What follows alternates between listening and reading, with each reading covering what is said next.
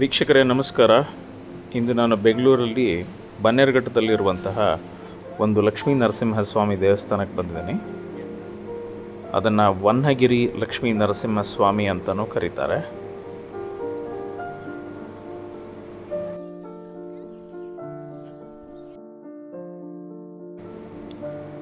ಇದು ಬೆಟ್ಟದ ಸ್ಟಾರ್ಟಿಂಗ್ನಲ್ಲಿರುವಂತಹ ಗಣಪತಿ ದೇವಸ್ಥಾನ.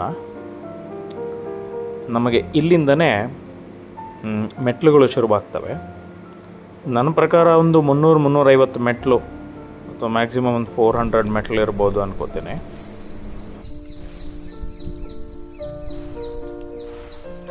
ಈ ದೇವಸ್ಥಾನ ಸರಿಸುಮಾರು 13ನೇ ಶತಮಾನ ಅಂದರೆ ಹೊಯ್ಸಳರ ಕಾಲದಲ್ಲಿ ಈ ದೇವಸ್ಥಾನವನ್ನು ಕಟ್ಟಿದ್ರು ಅನ್ನುವ ಒಂದು ಪ್ರತೀತಿ ಇದೆ. ಅಂದರೆ ಸುಮಾರು 1000 ವರ್ಷದ ಇತಿಹಾಸ ಇರುವಂತಹ ದೇವಸ್ಥಾನ ಇದಾಗಿದೆ.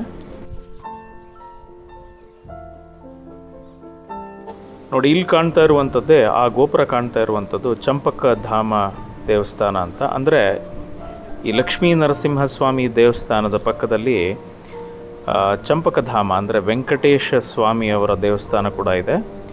ಬೆಟ್ಟದ ಕೆಳಗಡೆ ಕಾಣೋದು ಏನು ಗೋಪುರ ಕಾಣ್ತಾ ಇದೆ ಅದು ಚಂಪಕಧಾಮ ದೇವಸ್ಥಾನ ಅಂದರೆ ವೆಂಕಟೇಶ್ವರನ ದೇವಸ್ಥಾನ. ಮತ್ತು ನಾವು ಅದರ ಹಿಂದ್ಗಡೆ ಈ ಬೆಟ್ಟ ಹತ್ಕೊಂಡು ಬಂದರೆ ನಮಗೆ ಸುಮಾರು ಒಂದು 350 ಸ್ಟೆಪ್ಸ್ ಇರ್ಬೋದು ಅಂತ ನಾನು ಗೆಸ್ ಮಾಡ್ತೇನೆ. ಈ ಬೆಟ್ಟವನ್ನು ಹತ್ಕೊಂಡು ಬಂದರೆ ನಮ್ಗಲ್ಲಿ ಮೇಲೆ ಕಾಣ್ತಾ ಇದೆಯಲ್ಲ ಅದೇ ಲಕ್ಷ್ಮೀ ನರಸಿಂಹ ದೇವಸ್ಥಾನ.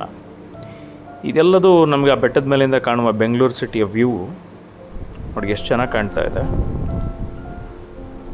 ಸೊ ಬೆಳಿಗ್ಗೆ ಇಲ್ಲಿಗೆ ಬಂದರೆ ಹತ್ತೋಕ್ಕೂ ಜಾಸ್ತಿ ತೊಂದರೆ ಆಗಲ್ಲ, ಬಂಡೆನೂ ಜಾಸ್ತಿ ಕಾತಿರೋದಿಲ್ಲ.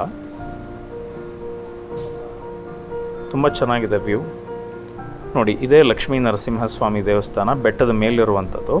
ಇದನ್ನು ಸುವರ್ಣಮುಖಿ ಬೆಟ್ಟ ಅಂತಲೂ ಕರೀತಾರೆ. ಸೊ ಒಳಗಡೆ ಲಕ್ಷ್ಮೀ ನರಸಿಂಹ ಸ್ವಾಮಿಯ ಗರ್ಭಗುಡಿ ಇದೆ. ದರ್ಶನ ಮುಗಿಸಿ ನಮಗೆ ಹೊರಗಡೆ ಬಂದರೆ ದೇವಸ್ಥಾನದಿಂದ ಈ ಥರ ಕಾಣುತ್ತೆ. ಎಲ್ಲರೂ ಇಲ್ಲಿ ಒಂದು ಸತಿ ವಿಸಿಟ್ ಮಾಡ್ಬೋದು. ಚಾರಣ ಪ್ರಿಯರು ತುಂಬ ಜನ ಬರ್ತಾರೆ ಟ್ರೆಕ್ಕಿಂಗ್ಗೋಸ್ಕರ. ಒಮ್ಮೆ ಬಂದು ಭೇಟಿ ಕೊಡಿ. ಧನ್ಯವಾದಗಳು.